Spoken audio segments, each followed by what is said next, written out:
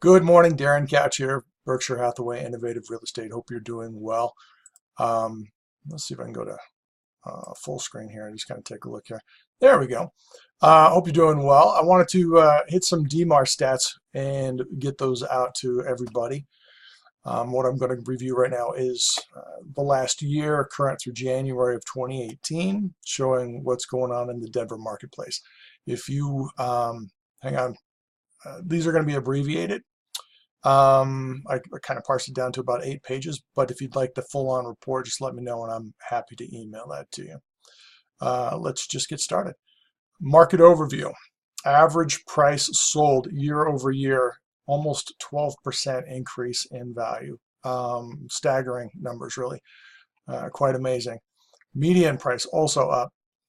So you'll see median basically is that's the halfway point. What it was sold. If there were 10,000 units sold, 5,000 of them above this number and 5,000 below this number. This is the number basically was right in the middle of that stack, so to speak.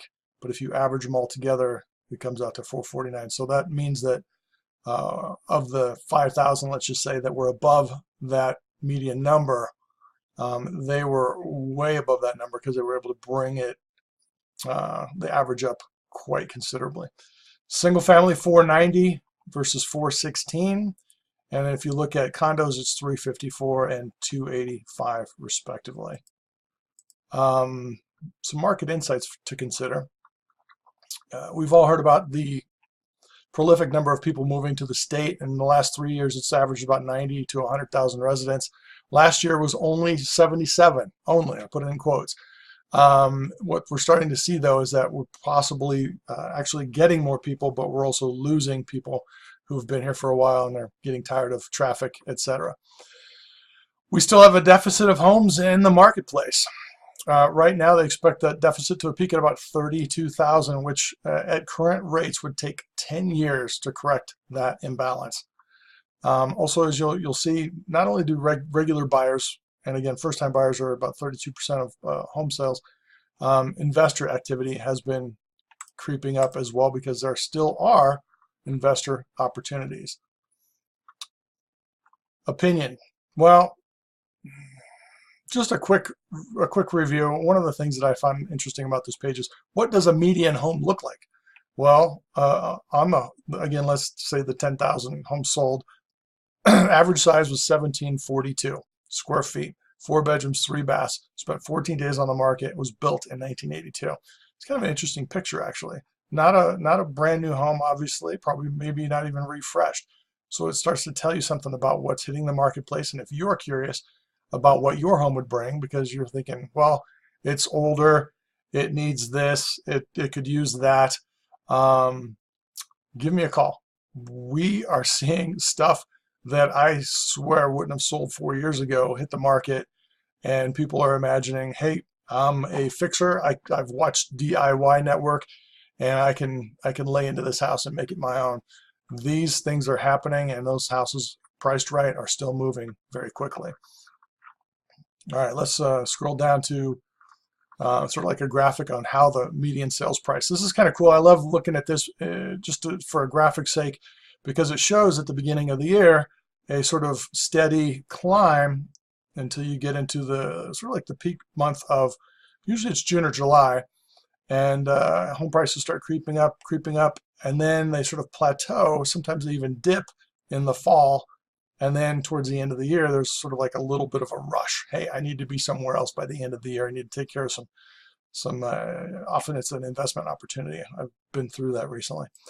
So again, average sale prices sort of follow the same sort of trend, peaking in the summer. Fall ends up looking a little bit more advantageous for a buyer who's really looking to not have a lot of competition, partly because, at the end of summer, people who have to move because of children, new job or whatever, and they want to have their kids locked into a new school, they've made their selections, or they're going to sit put because they missed their window. And you'll find at the end of summer, as a buyer, competition is lessening. New listings. Also, you'll see in the middle of summer, peak listings time.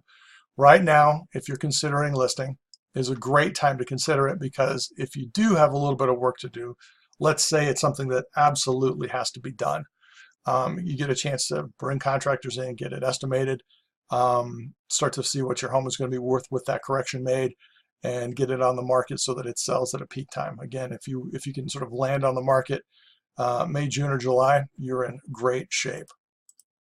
Now, I love this graphic. If you've been here a long time, like I have, a Denver native, you'll remember that in 2007, 2008, we were hearing numbers like it's going to take 20 years to get through the inventory at the current rate. 20 years. As you've seen, especially in the last 5 years, that inventory has come down, come down, come down, and now we're almost at a point where the sales are paralleling with no gap what is available. What that means is basically everything that's available is getting sold. There's a very little room for wiggle on the buy side. Now, market trends. It's still a seller's market. It is a seller's market all the way up into the price point of 1 million and over. Now, a balanced market, which is considered to be 6 months of inventory, happens at this $1 million price point. So if you've got a home and you're thinking it's right at the threshold of $1 million, it still could be in high demand, partly because of what's moving into the area as far as jobs, corporations, etc., good qualified buyers. And if you're looking to move that home, downsize a bit, you've got an opportunity there. And even, I'll say this, even at $1 million and over, they are moving. Properly priced, they are moving. It's the ones that basically they think, well, I'm going to get greedy. Everything's gone up by 10% or more. At a certain point, at a certain price point, especially, that 10% per year just doesn't happen. And I want to wrap this up. I guess I have no more pages. I want to wrap this up by saying, again, take advantage if it's a seller's market, if the timing is right for you, if you've got a place to go. If not, let's talk about what you want to do. Give me a ring. We can chat about, okay, what would you like your next step to be, and see how we can put you into that next home. My phone number, if you want to reach me directly, 303-419-7568, and you can email me at darren@realtor.com. I hope you're doing well, and I hope you make it a great day.